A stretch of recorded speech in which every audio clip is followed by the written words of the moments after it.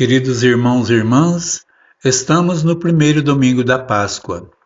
Ao assumir a vida como dom e serviço em favor dos irmãos, é a certeza de que a morte não tem vitória e de que a ressurreição enche a humanidade da luz do Espírito Santo. Na primeira leitura dos Atos dos Apóstolos, capítulo 10, versículo 34 e versículos de 37 a 43 está escrito: Naqueles dias Pedro tomou a palavra e disse: Vós sabeis o que aconteceu em toda a Judéia, a começar pela Galileia, depois do batismo que João pregou.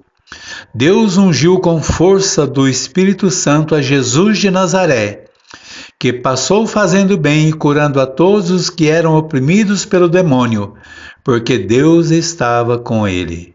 Irmãos e irmãs, no final dos anos 80, início dos anos 90 da era cristã, a comunidade sofria com várias pregações diferentes e que trazia muita confusão no seio da igreja. Diante disso, Lucas começou a organizar o Evangelho e o livro dos Atos dos Apóstolos, com critérios bem claros para desfazer uma grande quantidade de doutrinas falsas que estavam surgindo sobre Cristo.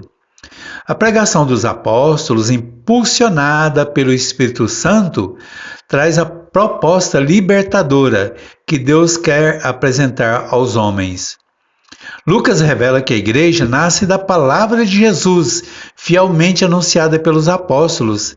Revela que a igreja será animada pelo Espírito e fiel à doutrina transmitida pelos apóstolos, que tornará presente o plano salvador do Pai e que fará chegar a todos os homens. Os Atos dos Apóstolos anunciam Jesus ungido de Deus, que foi fiel à vontade do Pai. Ele vence as potências do mal nas tentações. Ele renova a caminhada do povo pelo deserto. Ele faz o bem e cura os que eram oprimidos. Ele assume a humanidade na cruz e ressuscita ao terceiro dia. E ele nos diz: não tenhais medo, eu venci o mundo. A coragem vem da força do amor, vem da certeza de que não estamos sozinhos. Não tenhais medo, o Espírito Santo vos conduzirá e falará em vós. Ide e anunciai que o Senhor vive e que a morte não tem poder. Os apóstolos são testemunhas vivas da ressurreição e nós somos os continuadores da missão apostólica. Em Colossenses capítulo 3, versículo de 1 a 4, que é a segunda leitura, está escrito: Se ressuscitastes com Cristo, aspirai às coisas do alto, onde está Cristo, sentado à direita de Deus. Afeiçoai-vos às coisas do alto e não às da terra, porque vós morrestes e a vossa vida está escondida com Cristo em Deus.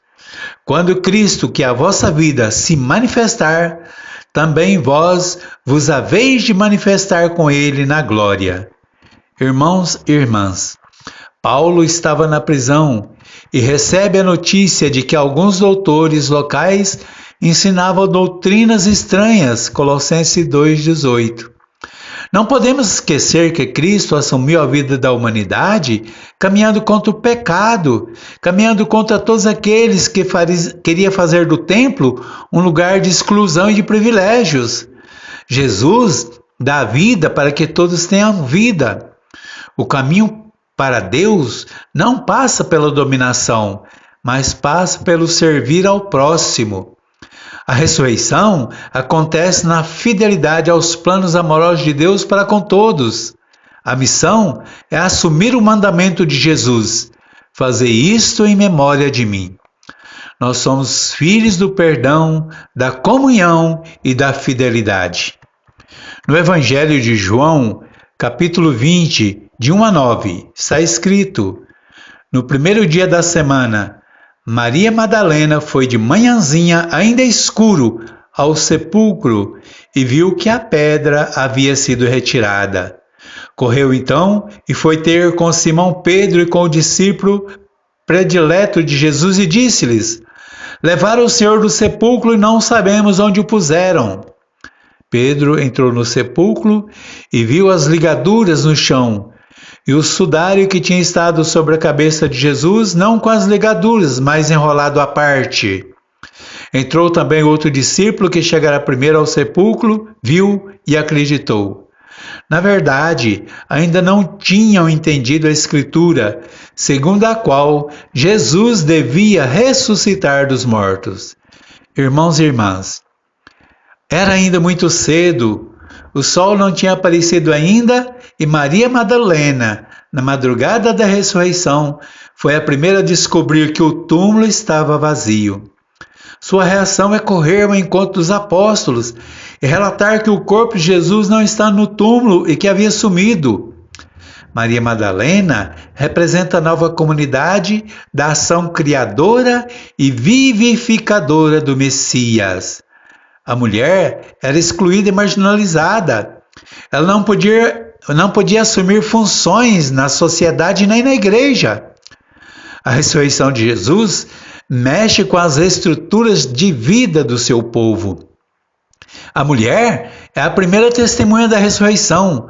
Aquela que era excluída se torna o lugar da revelação. A mulher é a primeira também a anunciar a ressurreição.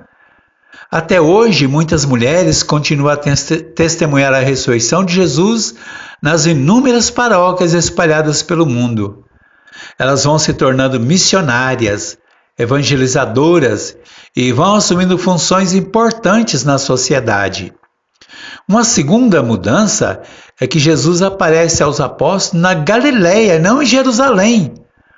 O centro da revelação foi a periferia excluída. Jerusalém não foi capaz de entender a revelação de Deus nas promessas, nem no nascimento, e muito menos no anúncio realizado por Jesus. Os denominados pagãos souberam abraçar a revelação e passaram pelo processo da mudança. Temos ainda uma terceira mudança na luta entre a vida e a morte. A morte tinha a palavra final, e ainda hoje, para muitas pessoas, a morte é o fim de tudo. Com Jesus, a morte deixa de ser palavra final, e a vida some a grandeza de eternidade. Jesus revela em João capítulo 11, 25, eu sou a ressurreição e a vida. Quem crê em mim, ainda que esteja morto, viverá.